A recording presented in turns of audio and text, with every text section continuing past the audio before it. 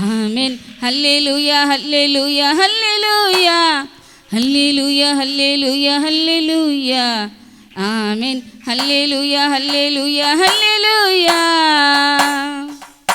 వందనాలే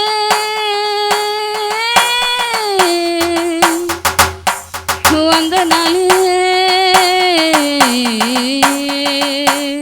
వందనాలయ్యా నీకే వందనాలయ్యా వందనాలయ్యా నీకే వందనాలయ్యా.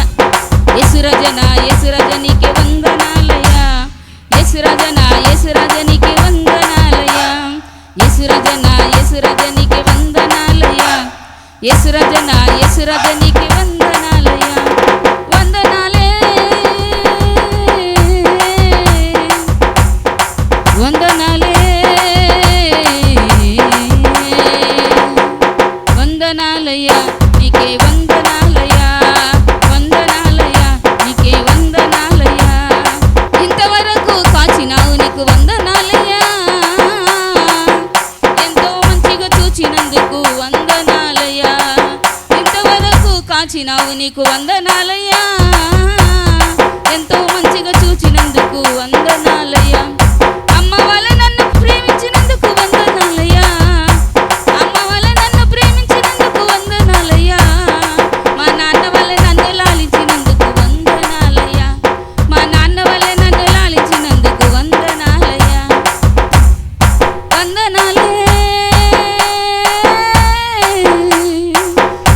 వందనాలే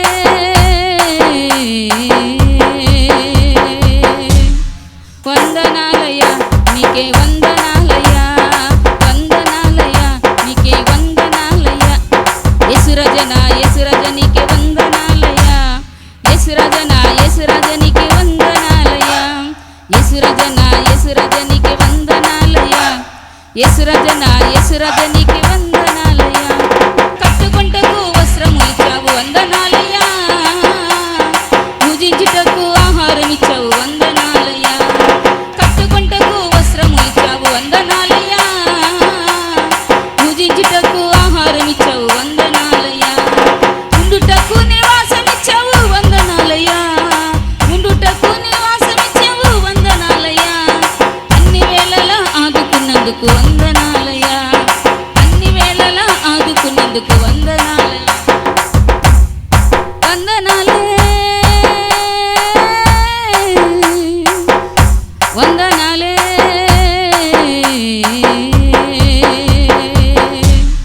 వందనాలయ్యా నీకే వందనాలయ్యా వందనాలయ్యా నీకే వందనాలయ్యా.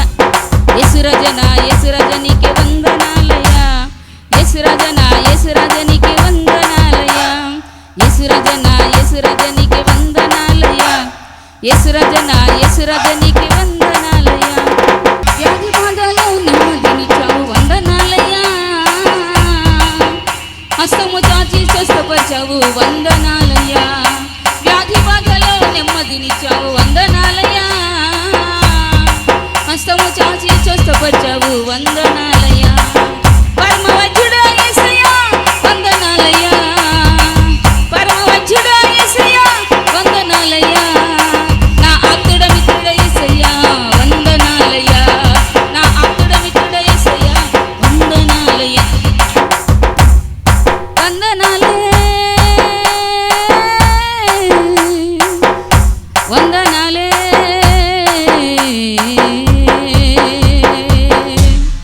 వందనాలయ్యా నీకే వందనాలయ్యా వందనాలయ్యా నీకే వందనాలయ్యా. యేసురాజన యేసురాజ నీకే వందనాలయ్యా యేసురాజన యేసురాజ నీకే వందనాలయ్యా యేసురాజన యేసురాజ నీకే వందనాలయ్యా యేసురాజన యేసురాజ నీకే వందనాలయ్యా. ఏడ్చినప్పుడు ఓదార్చినావు వందనాలయ్యా కన్నీరు తుడిచి కౌగలించావు వందనాలయ్యా. ఏడ్చినప్పుడు ఓదార్చినావు వందనాలయ్యా కన్నీరు తుడిచి కౌగలించావు వందనాలయ్యా. చెయ్యి పట్టి నన్ను నడుపుతున్నందుకు వందనాలయ్యా చెయ్యి పట్టి నన్ను నడుపుతున్నందుకు వందనాలయ్యా. పరమ తండ్రి నా యేసయ్యా వందనాలయ్యా పరమ తండ్రి నా యేసయ్యా వందనాలయ్యా.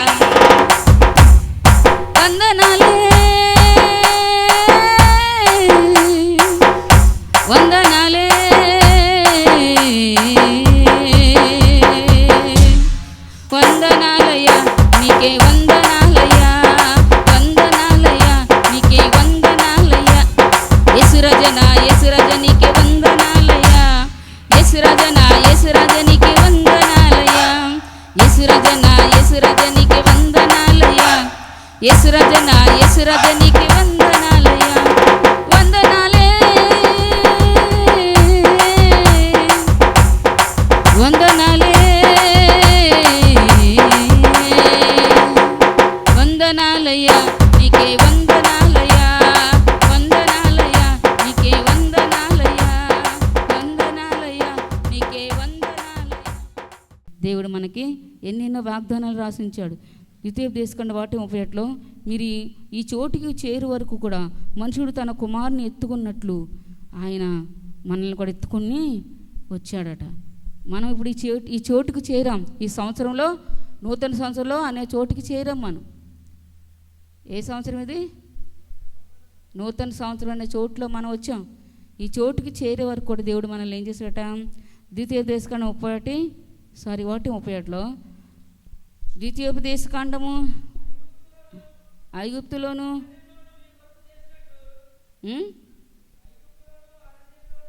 ఐగుప్తులోను అరణ్యంలోను మీ కొరకు చేసినట్లుగా మీ పక్షముగా యుద్ధము చేస్తాడట దేవుడు. చూసారా? ప్రాకారంలో పడగొట్టేవాడు, ఆయన ఇత్తడి గుమ్మాలని విరగొట్టేవాడు, ఇనప గడియల్ని పడగొట్టేవాడు అని 105 కీర్తన 107 కీర్తనలో రాయబడ్డాయి. నీ కోసం దేవుడు ఏదైనా చేస్తాడు సోదరుడు సోదరి. నువ్వు ఆయనకి ఇష్టమైన బిడ్డగా ఉన్నట్లయితే ఆయన చేయలేదంటూ ఏదీ లేదు. ఆయనకి సమస్తము సాధ్యమే. అది నీవు సంతోషించినట్లు ఆయన నీ కొరకే చేస్తాడు. ఆయన హల్లెలూయా. మరి ఎవరి కొరకో కాదు, నువ్వు ఆయనకి ఇష్టమైన బిడ్డగా ఉండాలి. అదే ఆయన కోరుకునేది, ఇష్టపడేది. ఇక్కడ ఏం చెప్తున్నాడు? ఐగుప్తులోను అరణ్యంలోని మీ కొరకు చేసినట్లు మీ పక్షముగా యుద్ధము చేయను. హల్లెలూయా హల్లెలూయా హల్లెలూయా హల్లెలూయా హల్లెలూయా. ఎంత గొప్ప అద్భుతమైన మాట చూసారా? కొంతమంది మనవాళ్ళే ఉన్నా యుద్ధానికి వెళ్ళినప్పుడు వెనక తిరిగిపోయి ఆళ్ళ పక్క వెళ్ళిపోతారు. ఆళ్ళ పక్క తిరిగిపోయి యుద్ధాన్ని మనతో చేస్తారు కొంతమంది. చూసారా? మన పక్షాన్ని మనం తీసుకెళ్ళామనుకోండి, తీసుకెళ్ళినప్పుడు ఏం జరుగుతుంది? యుద్ధం ముమ్మరంగా జరుగుతున్నప్పుడు ఏం చేస్తారు? ఇటు అటు వెళ్ళిపోతారు కొంతమంది. చూసారా? అలెగ్జాండర్ ది గ్రేట్ అనే ఒక గొప్ప చక్రవర్తి ఉన్నాడు. పుస్తకాలు పిల్లలు చదువుకున్న బుక్స్లో ఉంటుంది. అలెగ్జాండర్ ది గ్రేట్ అతని పేరు. మొత్తం ఎక్కడికి వెళ్ళినా దేవుడే అతనికి విజయాలు ఇస్తున్నట, రాజ్యాలన్నింటినీ జయించే కృపనిస్తున్నాడట.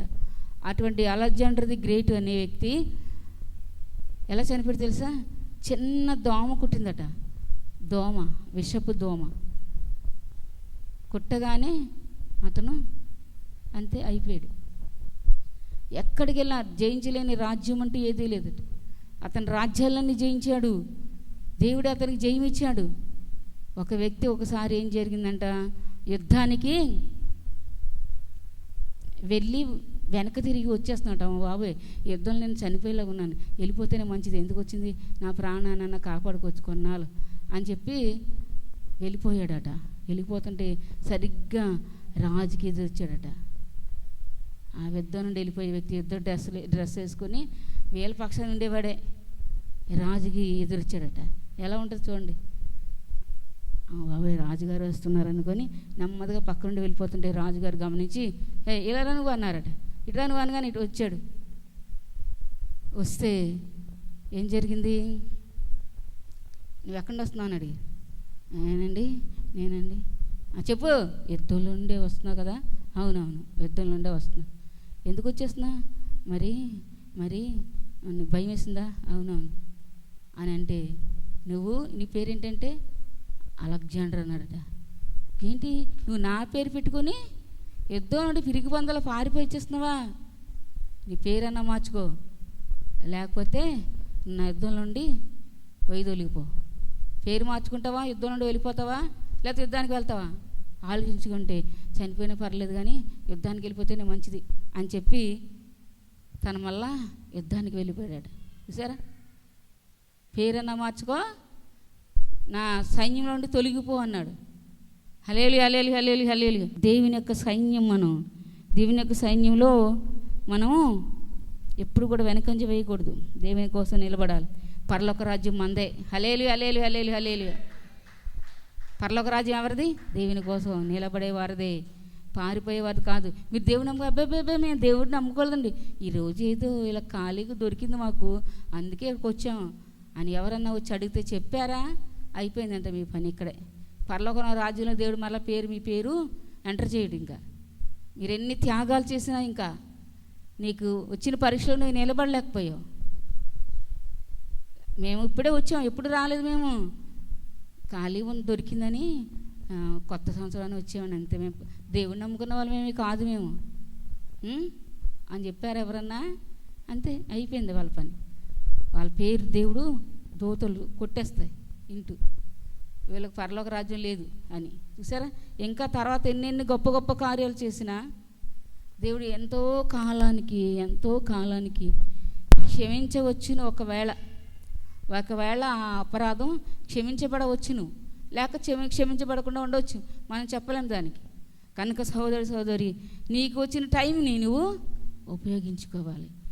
నేను దేవుని నమ్ముకున్న, దేవుని బిడ్డనే, దేవుని సంతకి వెళ్ళేవాడినే, నేను బాప్తిసం తీసుకుని చాలా రోజులైంది, మీకేంటి అని అడగాలి. హల్లెలూయా. సాతాన్ని నమ్ముకుంటే ఎవ్వరేమనరు. ఒక రాయి ఇట్టి అక్కడ రాయికి ముక్కేస్తున్నారు, ఎవ్వరేమనరు. దొంగోడు దొరకకుండా సాధు బట్టలు వేసుకొచ్చి కూర్చున్నాడు చెట్టు కింద. అమలక్కలందరూ వెళ్ళి పాలు పోసుకుని పాలు ఏదైతే పట్టుకొని వెళ్ళి పసుపు కాళ్ళకు రుద్దేసో దండాలు పెట్టేస్తున్నారు. ఇలాగ పోలీస్ జీప్ వచ్చింది, వాటే పరుగు. వీడు దొంగోడు, నేరాలు ఘోరాలని వచ్చేవి ఆ మధ్యలో నేను ఇంటి దగ్గర ఉన్నప్పుడు. అవి నిజంగా జరిగేవి, అందులో చూపిస్తాడు. 9:30కు వచ్చేవి నేరాలు ఘోరాలు. అందరూ పడుకుని పోయేవారు ఇంట్లో, పిల్లలు కానీ అన్నయ్య గారు కానీ ఎవరు. ఈ నేరాల ఘోరాలు ఏంటి అసలు, ఈ యొక్క వర్డ్ ఏంటి ఇలా ఉంది అసలు చూద్దాం అనుకుని ఒకసారి చూసా. అవన్నీ నిజంగా జరిగినాయట. హల్లెలూయా. చూసారా, దొంగోడు వేషాలు వేసుకొని తిరిగితే దేవుడు అంటావే, నిజమైన దేవుడు నీ కొరకు రక్తం చిందించి ఆయన ప్రాణాన్ని బలిగిస్తే దేవుడని చరిత్ర చెప్తుంటే, కార్యాలు చేస్తూ ఉంటే నమ్మరు కొంతమంది. నమ్ముటి నీ వల్ల అయితే నమ్ము ప్రతివానికి సమస్తము సాధ్యమే. అయితే ప్రాకారములు పడగొట్టేవాడు నీకు ముందుగా వెళ్తున్నాడు ఈ సంవత్సరంలో. సోదరి నువ్వు ఏం చేయాలంటే గుమ్మాలను పడగొట్టి నువ్వు వాటి గుండా దాటి వెళ్ళాలి. గుమ్మాలని పడగొట్టి వాటి ముందు నువ్వు దాటి వెళ్ళాలి. ద్వితీయోపదేశకాండం 1:31 ఏముంది? ఐగుప్తులోను అరణ్యంలోని మీ కొరకు చేసినట్లు మీ పక్షముగా యెహోవా యుద్ధము చేయును. ఐగుప్తులో చేశాడు, అరణ్యంలో చేశాడు యుద్ధం మీ పక్షంగా. ఇప్పుడు కూడా దేవుడు మీ పక్షంగా యుద్ధం చేస్తాడు. కనుక మీరేం చేయాలి?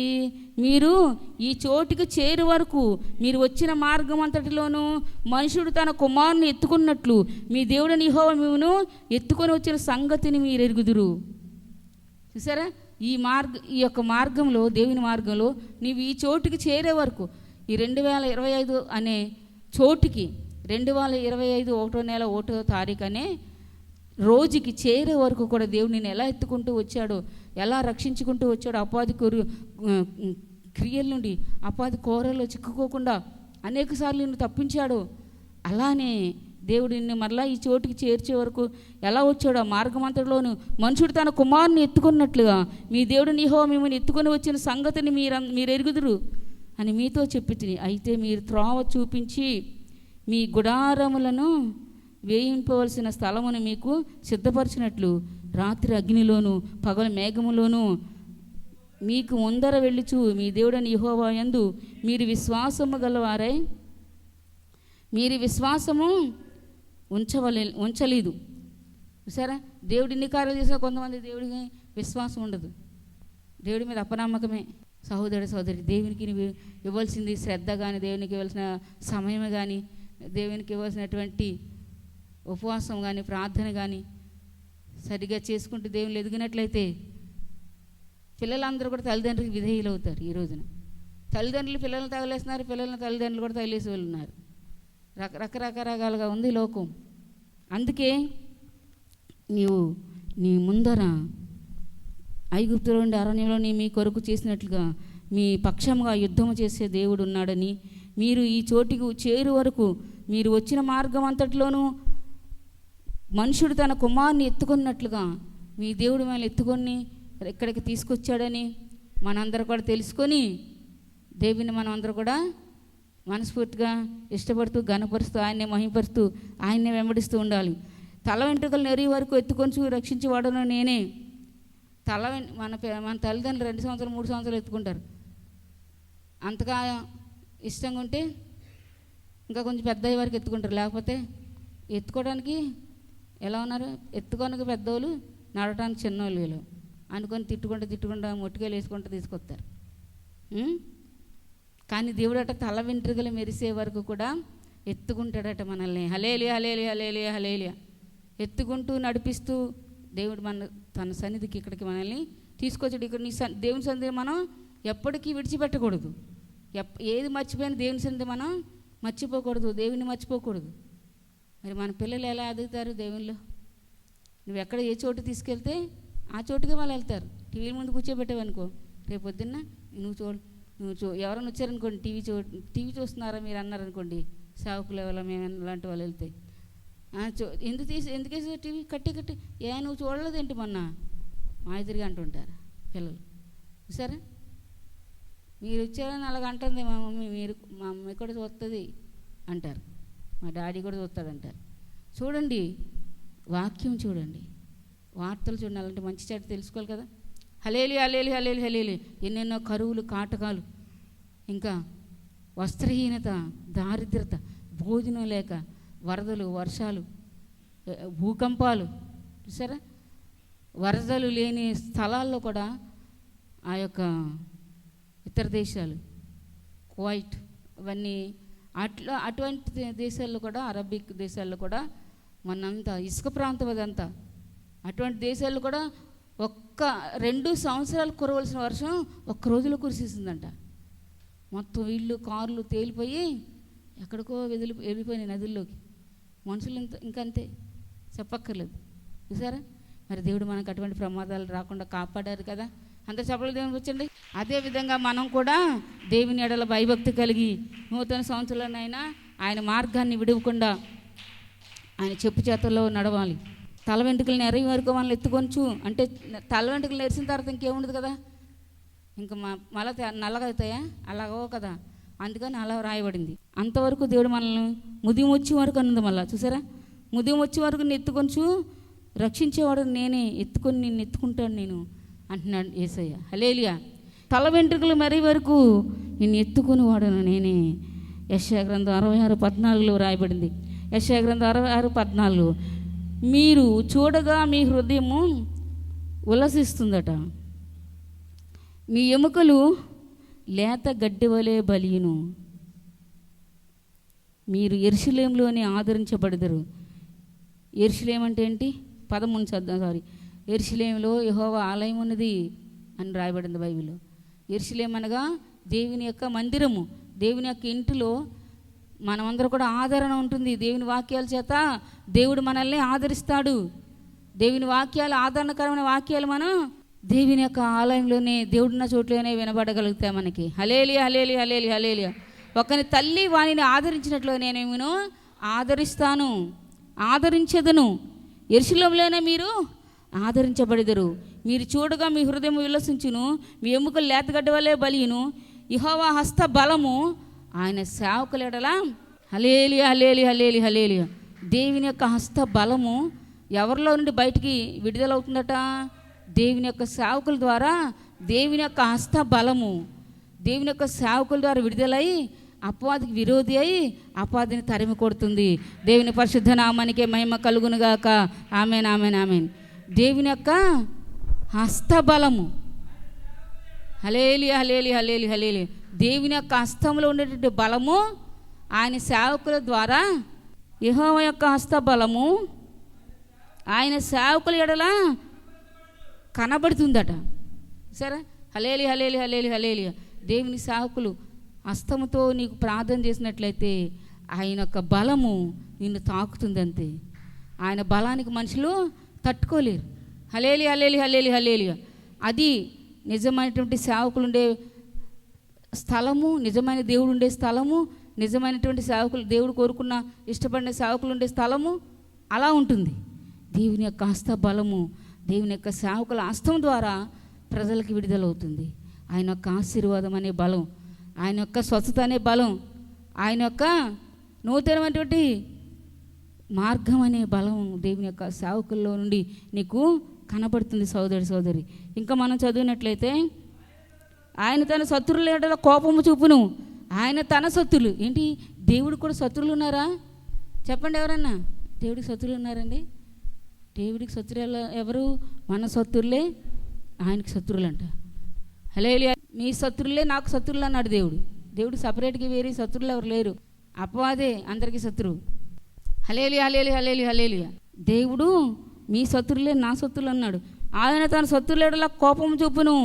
ఆలకించుడి, మహాకోపముతో ప్రతీకారం చేయుటకును అగ్ని జ్వాలలతో గద్దించుటకును యెహోవా అగ్ని రూపంగా వచ్చుచున్నాడు.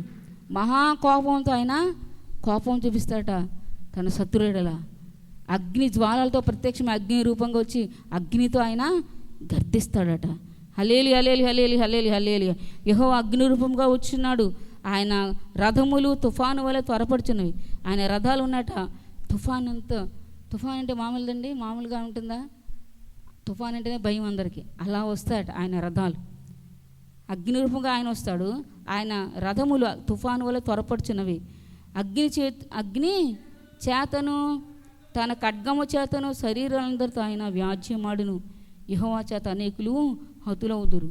చూసారా సహోదరి, భూమిని, ఆకాశాన్ని, సముద్రాన్ని, అందరి సమస్తాన్ని సృష్టించిన సృష్టికర్త అయిన దేవుడు, నిన్ను నన్ను మనందరూ సృష్టించిన సృష్టికర్త అయిన దేవుడు మనకందరికి కూడా పంచభూతాలను ఇచ్చి తినడానికి ఎంత ఆహారం ఇచ్చి ప్రతిరోజు ప్రతి జీవిని కూడా తృప్తిపరుస్తున్న దేవుడు ఒకడు ఉన్నాడు. ఆయనకి మనం మరి లోబడాలా వద్దా? భూమి అయింది, ఆకాశం అయింది, ఆయన ఆకాశం మీద ఆయన ఆకాశం కింద ఆయన ఇచ్చిన భూమి మీద మనం ఉన్నాం. చూసారా? ఆయన ఆకాశానికి అట భూమి మీద పునాదులు వేసాడట ఆయన. బాబు చూడండి, వాక్యం చదువుతున్నారు ఎవరన్నా? ఆకాశానికి భూమి మీద పునాదులు వేసాడట. భూమికి సముద్రంలో పునాదులు వేసాడట. సముద్ర జలాల మీద. చూడండి ఎంత గొప్ప దేవుడు. కనుక ప్రతి ఒక్కరు కూడా దేవునికి భయపడాలి. ఎవరు? యెహోవా భయము వారికి ఐశ్వర్యాన్ని ఇస్తుందట. యెషయా గ్రంథం 33:6 ఏముంది? యెహోవా భయము వారికి ఐశ్వర్యము. నువ్వు దేవునికి భయపడి ప్రార్థనలో ఉంటే పనులు గిల్లు మానేసి ఉండాలా? ఉండు కొన్నాళ్ళు, అలా ఏం పర్లేదు, ఉండమని ఉంది బైబిల్లో. కొన్నాళ్ళు కేటాయించుకొని పని కూడా మానేసి ప్రార్థనలో ఉండమని కూడా ఉంది. కేటాయించుకో. ఒక 2 days 3 days ఫాస్టింగ్ ప్రేయర్స్ జరిగినాయి. మరి ఎంతమంది వచ్చారు? ఎంతమంది నిజమైన ప్రార్థన చేశారు? ఇంటి దగ్గర ఆ ఏర్పాటు చేసుకోలేకపోతే ప్రార్థనప్పుడల్లా, ఉపవాస ప్రార్థనప్పుడల్లా సన్నిధికి రా. ఉపవాస ప్రార్థన అంటే ఎగ్గొట్టేస్తారు, మామూలుగా వస్తుంటారు. అదే భక్తి. పరలోక రాజ్యం ఎలా వెళ్తాం మరి? ఇక్కడున్న పరలోక రాజ్యానికి వెళ్ళడానికి ప్రతి ఒక్కరు కూడా మీ మార్గాలు మీరు ఏంటి సిద్ధపరచుకోవాలి. ఎవరి మార్గాలు వాళ్ళే సిద్ధపరచుకోవాలట. తెలుసా? వాక్యాలు ఎక్కడున్నాయి? ఎవరి మార్గాన్ని వాళ్ళే సిద్ధపరచుకోవాలి. కీర్తనల గ్రంథం 50 వచ్చాము చివరి వచ్చిన 23 చదవండి. కీర్తనల గ్రంథం 50 చివరి వచ్చిన. స్తుతియాగం అర్పించేవాడు నన్ను మహిమపరుచున్నాడు. నేను వానికి దేవుని రక్షణ కలుగజేయనట్లు కనుపరచినట్లు, వానికి దేవుని రక్షణ కనుపరిచినట్లు వాడు మార్గాన్ని సిద్ధపరచుకొనిను. ఆల్రెడీ సిద్ధపరిచేసుకున్నాడట వాడే తన మార్గాన్ని. ఎలా? స్తుతియాగం అర్పించాలి దేవునికి. ప్రభాని స్తోత్రం. ఏం కలిగినా ఏమున్నా లేకపోయినా ప్రభాని స్తోత్రం, యేసయ్య నీ స్తోత్రం. మాకు పడిపోయావా? యేసయ్య నేను పడిపోయాను నీ స్తోత్రం అనగలవా? దేవుని మార్గాన్ని నీ అంతటి నువ్వే సిద్ధపరచుకుంటున్నావు. దాని ద్వారా ఎల్లప్పుడూ దేవుని స్తుతించడం ద్వారా, గణపరచడం ద్వారా నీకు అన్నీ చెప్పబడుతున్నావు. మరి ఏం వింటున్నావు? ఏం నేర్చుకుంటున్నావు? యేసయ్యని అక్కడ గ్రంథాల్లో రాస్తారు. నా బిడ్డ ఈరోజు ఈ వాక్యం చెప్పింది, దూతల చేత రాయిస్తారు. నీకు ప్రతి వాక్యం చెప్పబడుతుంది. చెట్లు అన్నీ సాక్ష్యం ఇస్తాడు ఆ రోజున. తెలుసా మీకు? హల్లెలూయా. కనుక ప్రతి ఒక్కరు కూడా మీ మార్గాలు మీరే సిద్ధపరచుకునే ఏర్పాటు ఉంది ఇక్కడ. హల్లెలూయా. దేవుడు అది కూడా ఏర్పాటు చేశాడు. ఎలా? దేవుని స్తుతించడం ద్వారా. ఎలా అమ్మా? అందరు చెప్పండి. ఎలా? దేవుణ్ణి స్తుతించడం ద్వారా. స్తుతియాగం అర్పించేవాడు నన్ను మహిమపరుస్తున్నాడు అన్న దేవుడు. దేవుణ్ణి మహిమపరుస్తున్నప్పుడు మనకి మార్గం సిద్ధపరచబడిపోతుంది. సాతాను పక్కకు తొలగిపోతాడు నీ మార్గంలో నుండి. హల్లెలూయా, హల్లెలూయా, హల్లెలూయా, హల్లెలూయా.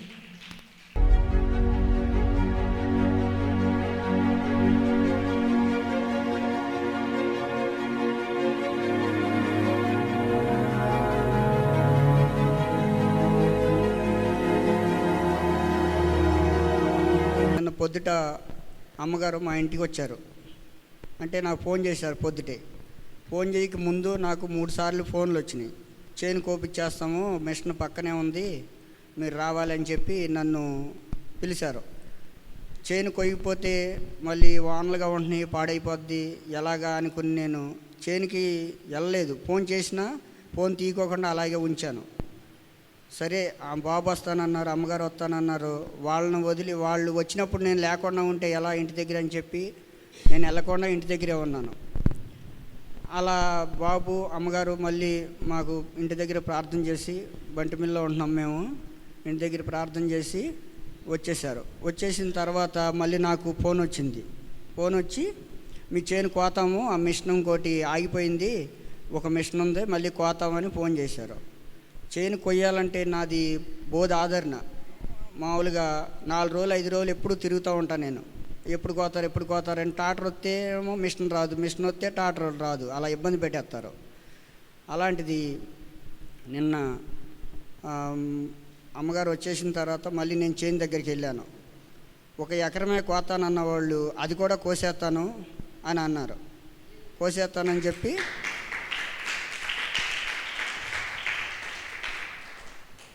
రాత్రి 9 3 ఎకరాలు కోసేసి మా ఇంటి దగ్గర ఒడ్లు పడేసి నేను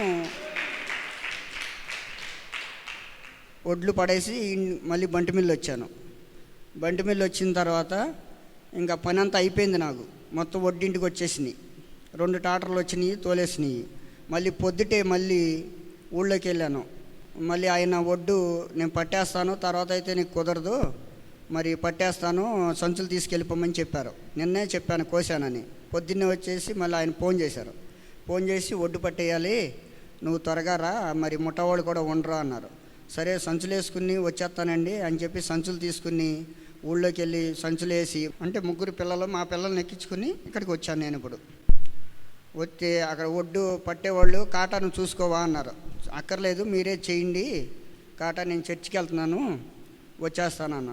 అంటే వాళ్ళే కాటా కరెక్ట్గా వేస్తారా లేదా అనేది అనుమానం మనకి ఉంటుంది కదా, మన సొమ్ము ఇన్నాళ్ళకి కష్టపడి పండించామని. అదేం కాదు అని చెప్పి మీరు వేయండి శుభ్రంగా అని చెప్పి వేసి అన్నాను, వచ్చేసాను. మళ్ళీ అప్పుడు వాళ్ళు ఇప్పుడు ఫోన్ చేశారు 1 అరగంట క్రితం, వేసేసాము, కాటా వేసాము మొత్తం అని చెప్పి ఫోన్ చేసి చెప్పారు. అయితే నేను నమ్మి దేవుడి మీద భారం వేసి నేను ఇక్కడికి వచ్చాను. నిన్న అమ్మగారు రావడంతో నేను నమ్ముకుని ఉన్నాను కాబట్టి నాకు ఎమ్మటే శుభ్రంగా మొత్తం అంతా పని అంతా అయిపోయింది. ఆ దేవుడు చాలా దేవుని పరిశుద్ధ నామానికి మహిమ కలుగును గాక. ఆమేన్.